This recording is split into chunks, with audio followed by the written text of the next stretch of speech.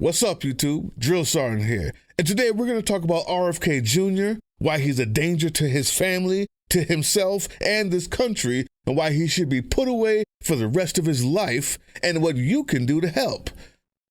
First, the man. Ever since his uncle RFK's public assassination and his own father's murder, RFK Jr. seems to have a death wish, and like all unstable incel weirdos who spend too much time looking up conspiracy theories in their neglectful mother's basement rather than actually getting loved by their mothers, he wants to include the entire country, if not the world, in his mass murder-suicide revenge tour. Yeah, his cousin John was a symbol of the nation's lost people, and it was immortalized in photos and footage of him saluting his father's casket, while Bobby Jr. was all but forgotten. Now, this must have caused a lot of trauma and conflict, but he's not handled any of it in a healthy way, to say the least. For most of his life, he's been tempting death upon himself while apparently having no concern about the risk to other lives. As a teenager, he used and sold drugs with friends and family. He even brags about how his heroin addiction helped him while studying in university. It's been suggested that his sexual addiction and infidelity with at least 37 women drove his first wife to suicide.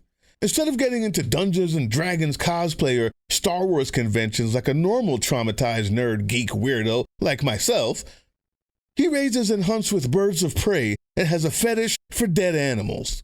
He's famous for eating bush meat people, including something that looked a lot like a roasted dog, although he denies it, allegedly. He has scarfed down so many tuna sandwiches that he developed mercury poisoning. And we all know about the worm that ate part of his brain. No, that wasn't a meme. Yes, that's real. He used the brainworm excuse to get out of paying alimony to his second wife, who didn't commit suicide. When in a deposition in 2012, he said, "I have cognitive problems, clearly. I have short-term memory loss, and I have longer-term memory loss that affects me," unquote. But somehow he can magically be healthy enough to get into politics. People, he played God with the lives of Samoans when he advised against taking the measles vaccine, which led to sickness and death, including children. Anyone with a non-worm-eaten brain can see the red flags from miles away, and yet he has ridden his late father's tattered death shroud to the highest offices of the country, fueled by bullshit and anti-science conspiracy peddling. Earlier this month, he falsely asserted that the measles, mumps, and rubella MMR vaccine contains aborted fetus debris, and as measles rages, he advises taking large doses of vitamin A, which has already led to several children being hospitalized with vitamin A toxicity. And now he sits in a committee hearing telling the country, quote, "No one should take medical advice from me," unquote. What the fuck does that even mean? If no one should take medical advice from you, then why are you the head of the Health and Human Services Department of the United States of America? What the fuck does that mean?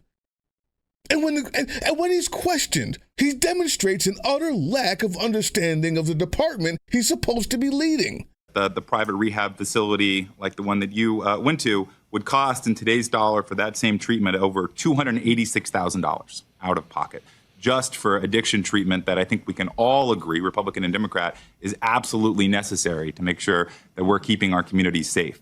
I bring this up because there are, Congressman, there are many really gold star rehabs that do it for a tiny fraction, like $20,000 to $40,000 a month. Mm-hmm. There you go. I bring this up because in my community, the average salary is $40,000. So most folks in my community can't even afford $20,000 or $40,000 per month. We'll be right back right after these words from Herb Digital on our Twitch channel. What up, Twitch? What up, Twitch? What up, Twitch? It's your boy Herb Digital. Herb Digital. Herb Digital. Hopped out the Bionic 5. Now I'm on iRacing Live. When I'm not dunking on incels or smacking racists, I like to settle down with a little music. If you want to catch me racing, ooh, nobody can catch me racing.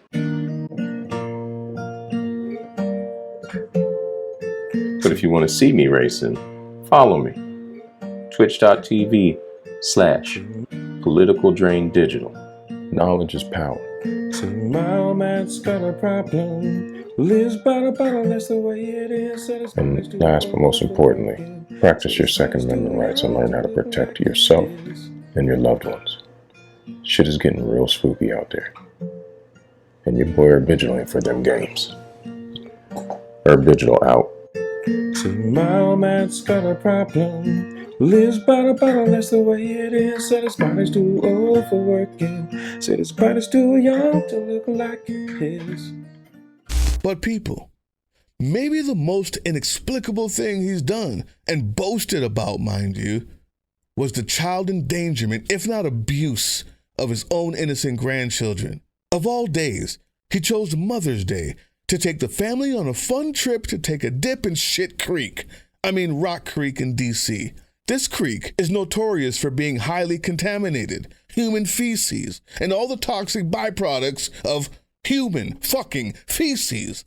Swimming in Rock Creek has been banned since the 1970s. In one picture, a young boy appears to be coughing while Bobby pats his back to help get rid of the filthy fluid out of his esophagus that partially ingested the sludge, bacteria, and raw sewage. This is from Self Magazine. Thanks to issues like trash accumulation, polluted runoff, and, yes, sewage overflows, Rock Creek is known for high levels of bacteria and other infectious pathogens that make swimming, wading, and other contact with the water a hazard to human and pet health, according to the National Park Service. Besides E. coli, other potentially present pathogens include salmonella, viruses like rotavirus and hepatitis A, and parasites like cryptosporidium, giardia, and toxoplasma gondii. According to Dr. Sullivan, that is. What's more, the water doesn't have to look visibly dirty or feel different on your skin to contain any of the above. So you can't know if you're in the clear just by eyeballing it. Dumbass!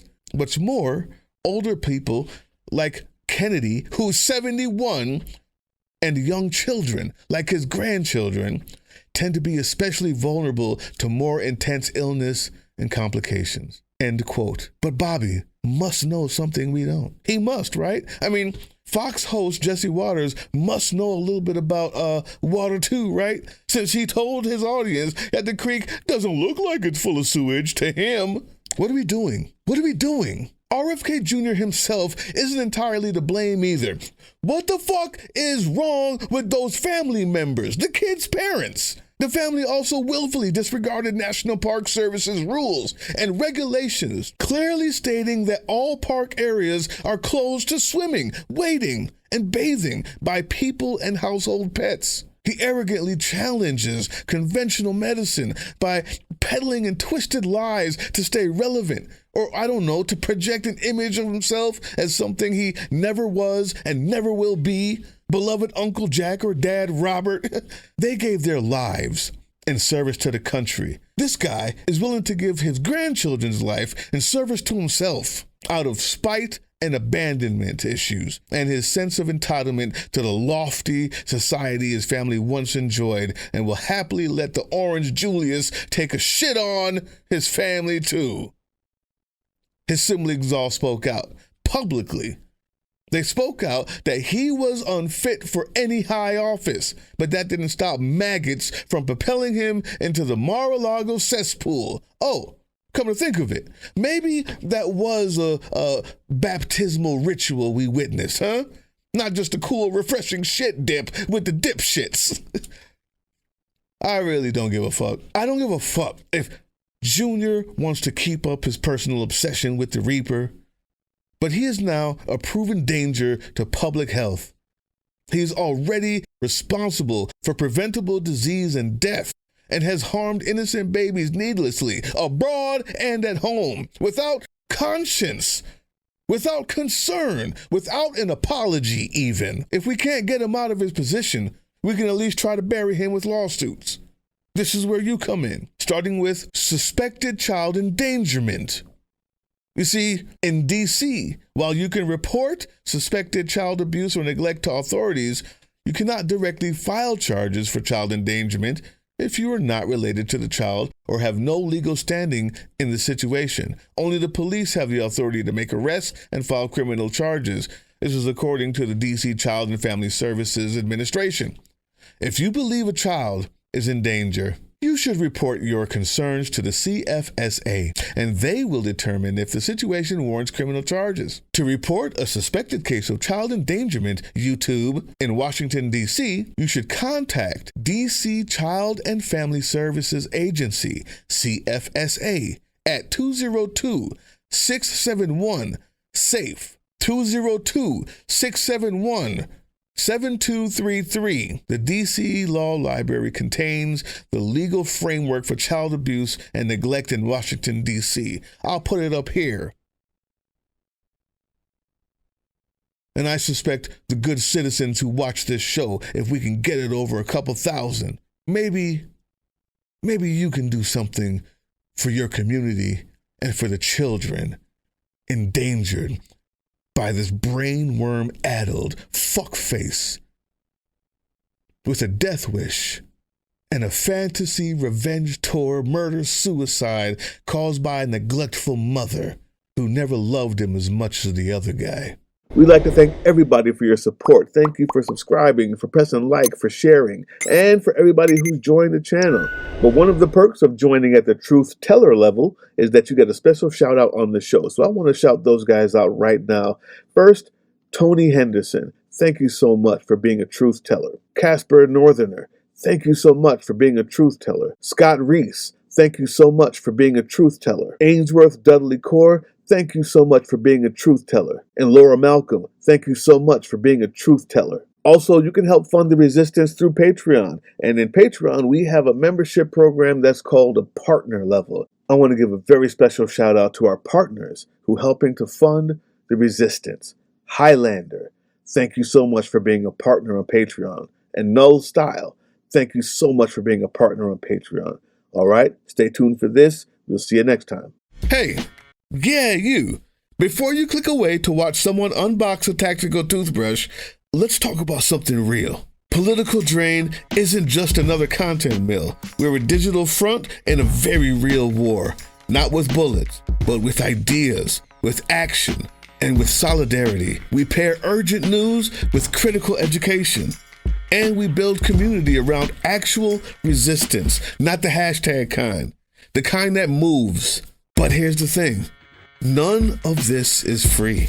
It isn't. Behind every video is time, labor, research, and some weird guy asking if we're going to pay the hosting bill. And yeah, some of that money goes to things we can't necessarily say out loud.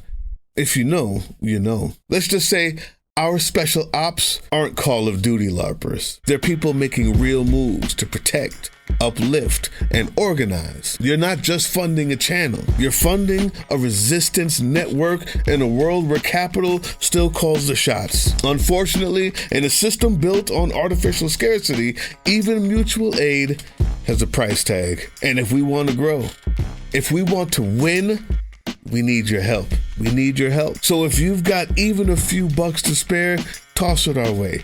It's not for ads. It's not for merch drops, but for people making moves in the shadows so others can do it in the light. It's just us and you.